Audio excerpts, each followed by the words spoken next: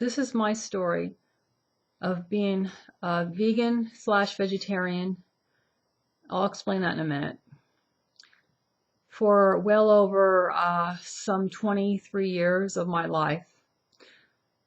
Okay, well, I started out as vegetarian, as most people do, and then gradually worked my way off of dairy and all that kind of stuff. And then eventually, at some point, I even stopped eating eggs. I'd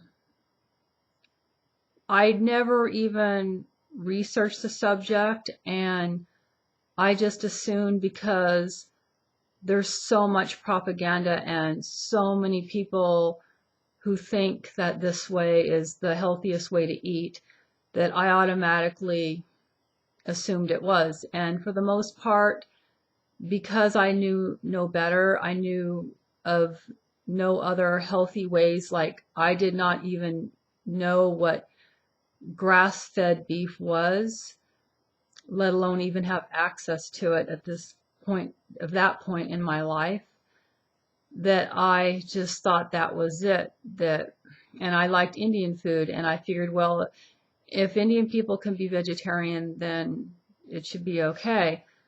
But as I've learned recently, the vegetarian Southern Indians are the shortest lived people on this earth, other than Africans. Africans usually die when they're like malnourished, when they're like in their 40s or something, or 30s even.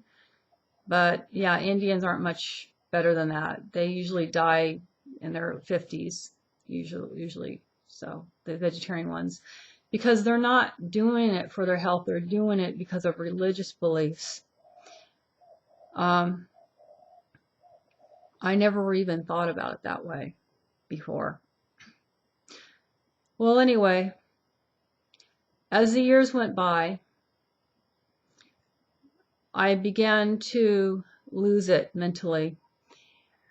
And I could not understand why there weren't more vegetarian or vegan restaurants. Why weren't there more people on this diet? It was so good. It was so healthy for you. And I began to judge people and think that they weren't smarter, or there was something wrong with them because they weren't, vegan or vegetarian. It became an obsession. Like, if I went to a restaurant, I would always ask, and I would make sure that they asked the cook or the chef, make sure there was no animal stock if it was a soup. If it had any animal stock in it, I would not eat it. It had to be vegetable stock. It had to be vegetarian or vegan. Just very obsessed with it, and to the point where I was just always thinking about food, and I was always hungry. Being vegan, vegetarian, whatever. Yeah, I would never stay full for more than 3 hours, ever. I'd always have to eat something. And always feeling cold, thinking that it was normal. And as the years went by, I started losing it more and more mentally, and I became B12 deficient without even knowing it. I was so into the diet that I began to believe that, like all the propaganda says, you can get B12 from, like brewer's yeast. You can get B12 from some kind of like mushrooms or fermented foods. I began to believe all this propaganda, and I was becoming very severely B12 deficient. I began having panic attacks and hallucinations. I felt like I was dying, like I couldn't get enough oxygen. And even when I would do yard work, I would feel like pricking or tingling on my skin, and I thought I was being attacked by fungus or something in the environment. And I felt like I wasn't getting enough oxygen in my lungs. Like, I would be breathing like heavier, and I just felt like I wasn't getting enough air. And I made several trips to the hospital, and they could not find anything wrong with me.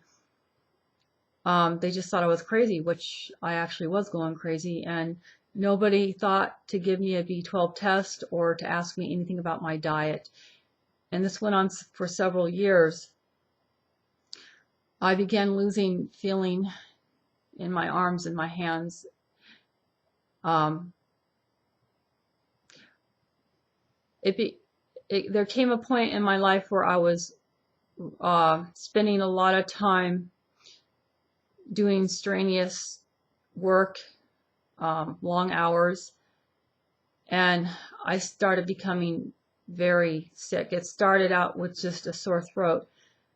It would not go away, which I found very unusual because I knew that I was on the best diet ever and I never got sick. Oh, except for one time I had a really bad, this was back about when I was just 5 years into the diet. I actually came down with a really bad bacterial infection, very high fever. I had to be rushed to the emergency room. I had a very high fever. They had to start me on IV drip, and nobody ever thought to ask me about my diet, and nobody ever knew what happened. And I'm lucky I lived that. But that was the only thing I ever had during this time. I never even got sick, so I assumed it was the healthiest diet ever. Again, until many years later, I came down with walking pneumonia. It started out with just a sore throat, and it wouldn't go away. It went on for weeks and weeks. And then it progressed into a cough, which I never ever cough. And I felt like I was choking, like something was choking me. And finally, I started getting really bad pains. I tried to cure it myself, of course, by juicing more, eating more healthy greens and stuff, and just trying my diet, doing as much as I can with my diet, my vegan diet that was, until I got really bad pains, so bad that I felt like I was dying. Like I couldn't even breathe or move. It hurt so bad up here in my ribs. And I thought, okay, no more of this herbal stuff or juicing or whatever. I have to go to the doctor.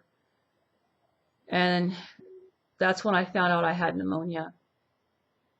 It could have turned into an infection and I could have died very easily. I was severely malnourished at this point. Very thin, no muscle tone, losing my hair coming out, severely malnourished. And I was on a vegetarian, meaning I was not eating dairy or milk, but I was eating eggs, and that apparently that was not enough to give me the B12 that I needed. For my follow-up, so they put me on antibiotics, and for my follow-up, I had blood work done to try to figure out what's going on with me, like why do I have pneumonia? And it come back that I was severely, I would say, anemic. I was borderline anemic. My B12 levels are so low. And the funny thing is, if you look at the average B12 levels that you're supposed to have, for example, in Japan, it's very high. It's something like 600-700. However, in the US, it's much lower than that. I think it's like 3, which is way low. I was at 2. That's just way low because you're born with something like 2,000 milligrams in your body, in your liver. But anyway, at that point, I was left with an option. I could either continue my diet, being vegan, and going for blood work every, 6 months and getting a B12 shot continuously. I would have had to have kept getting these B12 shots, and I realized that how can this be a healthy diet if for the rest of my life, just like a diabetic, I'm going to have to go to the doctor, which is going to cost me a fortune, and get these B12 shots, which is absolutely nuts. It wasn't worth it. I realized that I was destroying myself. And It's stupid. It really is. So immediately I snapped out of it when I saw this. I realized I was killing myself. And the first thing I did after the blood work is I went to this place that sells grass-fed beef burgers because I was starving because I had to fast for my blood work. And I ate a grass-fed beef burger. I didn't even think about it. I just knew I had to do this. It was either this or, again, go and get B12 shots. I don't want to have to do that.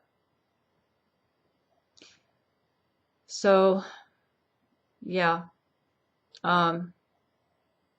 Needless to say, I now, of course, I'm very conscious about the products that I buy, the meat products, that is.